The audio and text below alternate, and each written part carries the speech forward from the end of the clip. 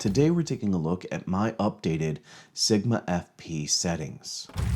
Around this time last year, I made another Sigma FP settings video, but a lot of things have changed since then, and with a lot of eyes on the Sigma FP again, you guys have been asking for an updated settings video, and so that's what we're going to talk about here today. Now, I don't want this to be a super long video, so we're going to go ahead and dive right in, talking about my exposure settings. First things first, I am using the manual exposure mode. I said this in my S5 IIX settings video that if you're trying to take filmmaking or photography seriously, I would absolutely encourage to use manual exposure modes as much as possible. This will help you craft the image that you would like based on the exposure settings that you set in the camera. Now, beyond manual exposure, I'm also making sure that the shutter speed has been switched over to shutter angle and setting that to 180 degrees. Now, as far as the ISO settings for the camera, this is actually something that has changed since the last video.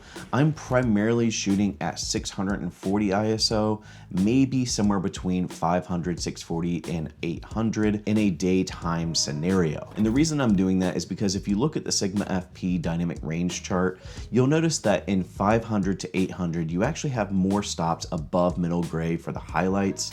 And that usually just means that there's more information to retain in the highlights than if you were at maybe the base ISO, which is 100 ISO. And so those are some of my exposure settings. Let's talk about record quality. Now, this is something that has changed pretty recently. Is I have really stopped using Blackmagic RAW in the field. I'm primarily using Cinema DNG. The reason I'm primarily shooting with Cinema DNG is because it does give you more accurate exposure information with something like EL Zone, which I don't have when I'm using Blackmagic RAW. And so again, that's one reason why in the field I've switched over to primarily using Cinema DNG, and I'm going to be using the 12-bit option almost always, simply because I was informed by a friend of mine that 12-bit is the only time that EL Zone works properly. And so I'm no longer shooting 8-bit 4K, I'm going to be shooting in 12-bit 1080p if I'm recording to an SD card. And on top of that, if I want to reduce artifacts like moire or aliasing, I'm actually going to force the Sigma FP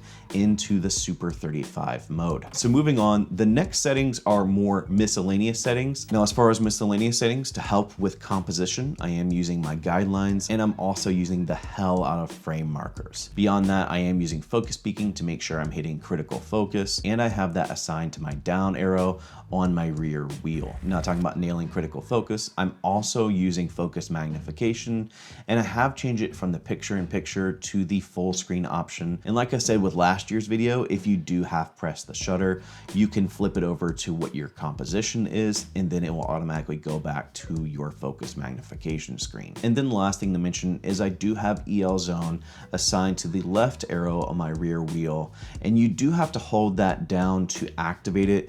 And I would encourage to go into the EL Zone settings to make sure that you're familiar with the different stops and the different colors associated with those stops and how overexposed or how underexposed your shot is. And so those are my updated Sigma FP settings. These are what I've seen over the last year to give me the best results with the Sigma FP. If you do have any questions about these settings, let me know in the comments below. Now, I am going to leave my custom QR code on the screen now, and that gives you the ability to scan the QR code if you do want to apply these settings to your Sigma FP or FPL. And so that's it for me. I hope you guys enjoyed the video. If you did enjoy the video, make sure to give it a like, and if you're digging the overall content from the channel, consider subscribing. As always, thank you for joining. Go and find your journey. Go embrace life. Peace.